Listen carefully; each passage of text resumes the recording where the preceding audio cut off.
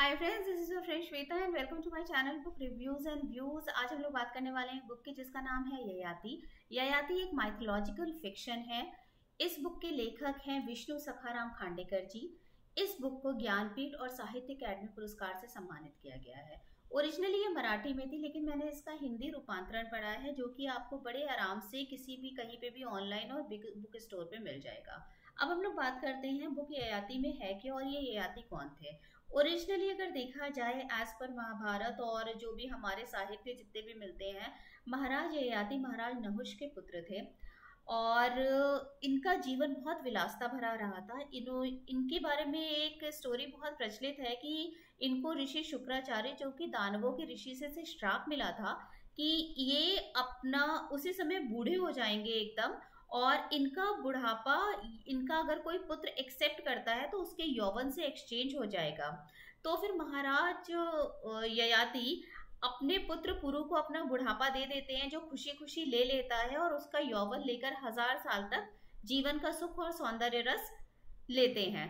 उसके बाद जब इनके मृत्यु के पश्चात इनके पुत्र पुरु को उनका यौवन वापस मिल जाता है और हस्तिनापुर के वो महाराज होते हैं और चक्रवर्ती सम्राट होते हैं और काफी विजय अर्जित करते हैं। लेकिन अब हम लोग उपन्यास में देखते हैं कि उपन्यास में क्या है। उपन्यास में कैरेक्टर्स को विष्णु सखाराम खांडेकर जी ने सेम रखा है। जो मेन कैरेक्टर्स थे, ययाति, देवयानी उनकी पत्नी और शर्मिष्ठा उनकी सेकेंड वाइफ, इन कैरेक्टर्स को उन्होंने एक जैसा ही रखा है और कहानी इन्हीं के चारों तरफ घूम रही है कि कौन सा कैरेक्टर किस सिचुएशन पे क्या सोच रहा है, उसकी मन स्थिति उस समय कैसी है। इसमें पहला चैप्टर शुरू होता है महाराज ययाति के जीवन से ही कि वो बचपन में कैसे थे। उनका बचपन जैसे नॉर्मल चाइल्डहुड होता है वैसे बीतता है, लेकिन बचपन में उनको धीरे धीरे एक एक चीजें पता चलती हैं जो इनकी लाइफ को थोड़ा सा डिस्टर्ब कर देती हैं।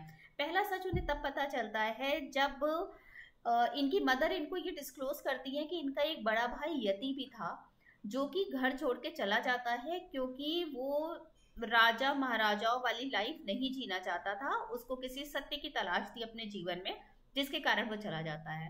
दूसरा झटका महाराज ययाति को तब लगता है जब उनके पिता की मृत्यु होने वाली होती है। उस समय उनको जो मृत्यु का भय होता है, इस तरीके से लेखक ने दर्शाया है कि आप उस भय को फील कर पाएंगे। तो फिर वो बताते उस समय उनका पतन होना महाराज ययाति का शुरू होता है कि वो काम वासना और इन सब में फंसते चले जाते हैं। तीसरा झटका उनको तब मिलता है जब उनको अपने पिता से मृत्यु शैया पर पता चलता है कि इनके पिता को इंद्राणी से श्राप मिला होता है कि महाराज नहुष और उनके पुत्र जीवन में कभी भी सुखी नहीं रहेंगे। तो लेखक ने इतनी अच्छी तरह उस मन स्थिति को समझाया है कि महाराज ययाति सोच रहे हैं कि पिता के कर्मों का फल पुत्रों के ऊपर कैसे आ रहा है। मतलब ये सब चीजों का जो उन्होंने जोड़ जोड़ के शब्दों को बनाया है ना, वो आपको पढ़ने में इंटरेस्टिंग लगेगा। दूसरा कैरेक्टर फिर इसमें आता है देवयानी का। उसमें बताया जाता है देवयानी कौन थी। वो शुक्राचार्य दानवों के जो दैत्यों के ऋषि थे उनकी पुत्री होती हैं, और उनका कैरेक्टर किस तरीके का होता है, मतलब उनका नेचर किस तरह का होता है, कितनी खूबसूरत होती हैं और उस चीज पे उन्हें कितना घमंड होता है।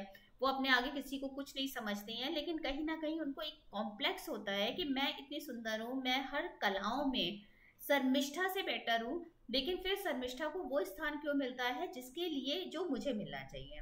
उनके एक प्रेम प्रसंग के बारे में भी इसमें बताया जाता है कि उनको एक कच्छदेव, जो कि एक ऋषि होते हैं, जो ऋषि शुक्राचार्य के पास जाकर शिक्षा ग्रहण करते हैं, उनसे संजीवनी का ज्ञान लेना चाहते हैं। उनसे उनको प्रेम हो जाता है, लेकिन कैसे वो प्रेम उनका सफल नहीं होता और अंत में वो कच्छदेव को श्राप दे देती हैं और कच्छदेव भी उन्हें कुछ अपशब्द कह देते हैं।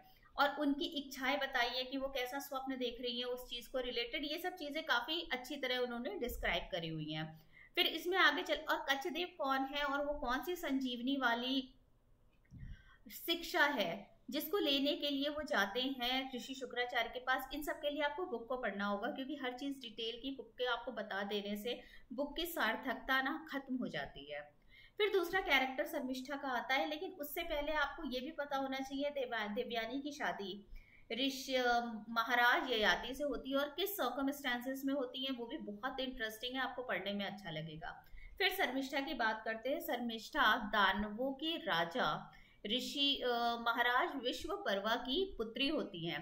लेकिन एक सिचुएशनल और प्रोवोक होने के बाद कुछ ऐसी चीजें वो कर बैठती हैं जिसकी वजह से उनको देवयानी की दासी बनके हस्तिनापुर में जाना पड़ता है, और वहां से उनके जीवन का असली संघर्ष शुरू होता है।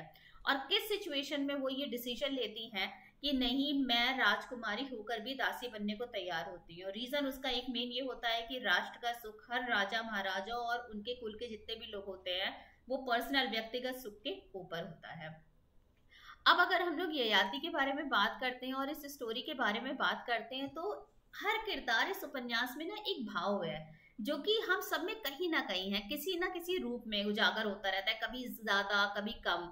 जहां महाराज ययाति की विलासता और मृत्यु के भय से भरे हैं, तो दूसरी तरफ देवयानी जो खुद को सुंदरता की सबसे बड़ी उपलब्धि, मतलब अपनी सुंदरता को ही सबसे बड़ी उपलब्धि समझती है। उसको लगता है जीवन में जितनी बेस्ट चीजें हैं उसमें हक सिर्फ देवयानी का है, और अगर उसे कहीं रिजेक्शन मिलता है तो वो अपने बहुत पर्सनल उसको ले लेती है और उसको अस्वीकार करती है। शर्मिष्ठा को जहाँ एक और त्याग और प्यार की मूर्ति बताया गया, उसकी एक गलती सिचुएशनल होते हुए भी उसके जीवन को नर्क बना देती है। कच्च को इसमें एक बैलेंस्ड इंसान बनाया गया है। ये सब भाव अगर आप देखेंगे ना, हम सब में कहीं ना कहीं है। लेकिन एक चीज इस उपन्यास की खास है कि उन्होंने इस तरीके से लैंग्वेज को किया है कि तब देवयानी का कैरेक्टर पढ़ते समय जब आप पढ़ेंगे ना इसमें, तो आप पढ़ते समय आपको एक कड़वाहट महसूस होगी। मतलब कि कोई इतना बैर लिए कैसे रह सकता है, किसी की बोली इतनी कड़वी हो सकती है कि आपको लगेगा आपके कान पे आगे कोई ये सारी चीजें बोल रहा है और आपको उस इंसान से चिढ़ हो रही है। इस चीज में तो आपको कहना पड़ेगा कि लेखक ने अपना अपना 100% दिया है, मोर देन 100% दिया है जिस तरीके से इस उपन्यास को लिखा गया है। लेकिन कुछ चीजें मुझे इस उपन्यास की या समझ नहीं आई या मुझे पसंद नहीं आई। मेन चीज इसकी समझ में नहीं आई जो रिश्तों को तोड़ा मरोड़ा गया है। एक तरफ राजा महाराज ययाति एक दासी अलका की तरफ अट्रैक्ट होते हैं, वो उसको हासिल करना चाहते हैं। दूसरे ही समय एक सिचुएशन ऐसी हो जाती है कि वो उसको अपनी बहन की तरह मान रहे हैं। आप अगर किसी को अपनी बहन की तरह मान रहे हैं, फिर अगले कुछ एपिसोड्स के बाद इसमें आप रियलाइज करते हैं उनके मन में अलका की इच्छा उसी प्रेयसी के रूप में है और वैसा ही वो फील कर रहे हैं, और वो जो एक्सप्रेशन है वो आपको कहीं ना कहीं कंफ्यूज करेंगे कि ये क्या है। जैसे देवयानी और कच्छदेव के रिश्ते में भी यही है। देवयानी कच्छदेव से प्रेम करती है, कच्छदेव भी उससे प्रेम करते हैं, लेकिन जब देवयानी और जब उनका ये ब्रेकअप होता है और काफी टाइम बाद जब कच्छदेव हस्तिनापुर जाते हैं और देवयानी से मिलते हैं, तो वो उसको अपनी बहन कहकर संबोधित करते हैं। उसे कहते हैं कि एक भाई अपनी बहन के घर पे आया है तो उसका भाई का भी घर होता है। तो लेकिन देवयानी की फीलिंग्स अभी भी उसके मन में एक प्रेमी की ही है, और देवयानी जब सोच रही है या स्वप्न भी देख रही है तो भी वो उसको भाई की तरह नहीं देख रही है। तो ये कुछ चीजें ना रिलेशंस आपको थोड़ा कंफ्यूज करेंगे। मुझे ये चीज इसमें काफी बॉदर कर रही थी। बाकी मे भी हो सकता है उस समय अगर ऐसा होता हो या ये नॉर्मल सिचुएशन होती हो तो आई डोंट नो, लेकिन मुझे सिर्फ ये चीज बॉदर करे इसमें। ये कहानी कहीं ना कहीं पढ़ने के बाद ना आपको एक मन में ना एक खालीपन सा दिखाएगी, एक आपको दिखाएगी कुछ मिसिंग सा है, कुछ डिस्पेयर सी फीलिंग जो होती है ना वो आपको दिखाएगी। कहानी बहुत अच्छी है, लिखा बहुत अच्छा गया है। ये लेखक की आप सफलता ही कह सकते हैं कि पढ़ने वाला उसमें इस तरीके से जुड़ गया है कि वो उस कहानी के हर भाव के साथ अपने आप को उस भाव में पा रहा है, अपने अंदर भी उस भाव को पा रहा है। तो मुझे लगता है इसको पढ़ना चाहिए। हाँ, लेकिन ये है कि उसकी कहानी एक ऐसी है जो आपको कहीं ना कहीं आपके मन को खिन्न भी करेगी कि ऐसा भी जीवन, कैसा जीवन कि आप सिर्फ एक ही विलासता, सौंदर्य रस इन्हीं में डूबे चले जा रहे हो। हाँ, ये है कि इस कहानी में अगर महाराज ययाति की विलासता दिखाई गई है तो उनका पतन दिखाया गया है, तो उनका उठना भी उससे दिखाया गया, उसका रियलाइजेशन भी दिखाया गया है। ये कहानी राइटर ने ऐसे ही नहीं लिखी है, ये ऐसे लिखी गई है कि ययाति अपनी कहानी खुद सुना रहे हैं और वो सुनाते समय इतना ओपन होकर सुना रहे हैं क्योंकि वो कुछ भी नहीं छिपाना चाहते हैं। तो इसको पढ़िए, आपको इंटरेस्टिंग लगेगा। चॉइस सबकी अपनी होती है। मुझे जो चीजें बॉदर करी वो मैंने आपको बता दी, हो सकता है वो आपको बॉदर ना करे, हो सकता है कि मेरा हर एक चीज आपको सही ना भी लगे, सबकी अपनी अंडरस्टैंडिंग होती है।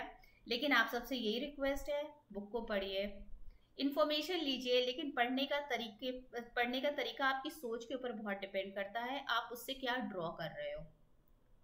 जैसी आपकी मानसिकता होगी आप उससे वैसा ही लेसन ड्रॉ करोगे। आप उससे ये भी ड्रॉ कर सकते हो कि नहीं, हम लोग को जीवन में ऊंचा उठना है, हमें कुछ फीलिंग्स को दबाना है, कुछ फीलिंग्स को दबाना क्या है, हमें अपनी डाइवर्ट करनी है एनर्जी। तो ये सब आपके ऊपर डिपेंड करता है। अच्छी बुक्स पढ़िए, अच्छी नॉलेज शेयर करिए, अपने देश के लिए कुछ अच्छा काम करिए, स्वस्थ तन स्वस्थ मन और स्वस्थ विचार का इंसान बनिए। धन्यवाद।